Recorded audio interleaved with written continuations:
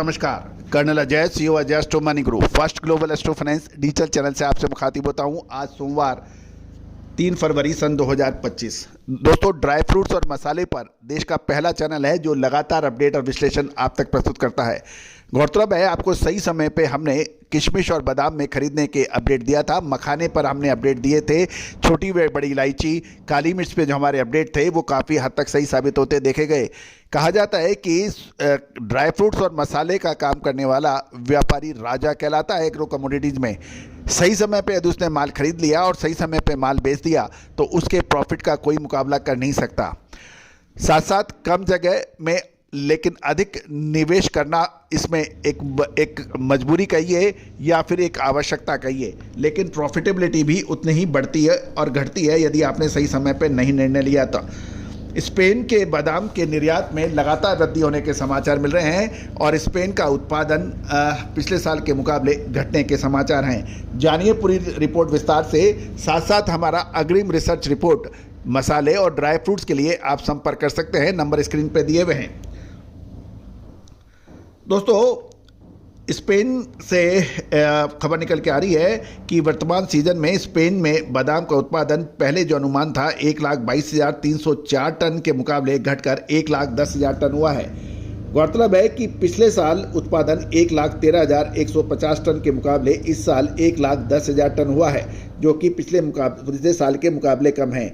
लेकिन ध्यान देने वाली बात यह है कि स्पेन में इस बार पिछले वर्ष के मुकाबले इस साल 23% बादाम का निर्यात बढ़कर 63,449 टन होने के समाचार हैं और अभी भी स्पेन से बादाम का निर्यात काफ़ी सुगम और लगातार होने के समाचार मिल रहे हैं।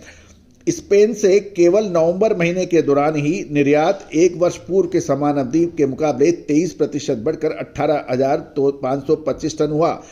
वर्तमान सीजन में जर्मनी के लिए निर्यात एक वर्ष के मुकाबले 29%, फ्रांस को 11%, इटली को 45% अधिक हुआ। टर्की और ग्रीस के लिए निर्यात स्पेन से लगातार बड़ा मिल रहा है, लेकिन यूनाइटेड किंगडम और बेल्जियम के लिए स्पेन से इस बार बादाम का निर्यात कम होने के समाचार हैं। दोस्तों, बादाम के ऊपर एक अब निर्णायक मोड़ आ चुका है। क्या इसमें आगे बड़ी तेजी नजर आ रही है या फिर करिए मुनाफा वसूली? ये एक महत्वपूर्ण प्रश्न है। दोस्तों, पिछले लगभग 2 से ढाई महीने में ड्राई फ्रूट्स में बादाम के व्यापारियों ने पैसा बनाया तो ज़बरदस्त बनाया, और लेकिन जिन्होंने समय पे मुनाफा नहीं वसूल किया और एडवांस में माल बेचा, कुछ व्यापारियों से खबर निकलती आ रही है कुछ बाज़ारों में बादाम के अंदर एडवांस माल बेचने से काफ़ी बड़े तादाद में ड्राई फ्रूट्स और मसाले के व्यापारियों को काफ़ी नुकसान हुआ और उनको ऊपर के भाव में माल कवर करना पड़ा और अभी भी काफ़ी बड़ी मात्रा के अंदर पेंडिंग सौदे पड़े हुए हैं। तो दोस्तों, याद कीजिए, एक आपका छोटा सा अमाउंट रिसर्च का आपको बड़े नुकसान से बचाता है और आपकी प्रॉफिटेबिलिटी को बढ़ाता है। याद रखिए, कोई भी चाहे विश्व स्तर का ओलंपिक चैंपियन भी हो, उसको भी अपने लिए कोच रखना पड़ता है।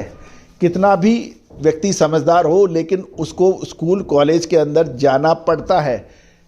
आप कितने भी उच्च शिक्षित हो, लेकिन आपको अपने बच्चे को पढ़ाने के लिए स्कूल कॉलेज यूनिवर्सिटी में भेजना पड़ता है। उसी तरह से व्यापार वर्धक के लिए आप कितने ही समझदार हो, कितने ही अपडेटेड हो, लेकिन आपको प्रोफेशनल्स की मदद लेनी पड़ती है, चाहे वो चार्टर्ड अकाउंटेंट हो, चाहे रिसर्च एनालिस्ट हो या फिर ब्रोकर हो। आपको माल बेचने के लिए ब्रोकर की आवश्यकता होती है। उसी तरह से रिटर्न्स भरने के लिए, अकाउंटिंग के लिए आपको चार्टर्ड अकाउंटेंट की आवश्यकता होती है। उसी तरह से व्यापार वर्धक के लिए व्यापार को नेक्स्ट लेवल तक ले जाने के लिए आपको रिसर्च एनालिसिस की ज़रूरत होती है।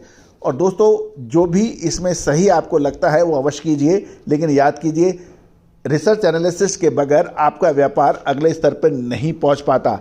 तो सलाहकार आपको फ़ायदा दिला सकते हैं, आपकी मदद कर सकते हैं। आज ही संपर्क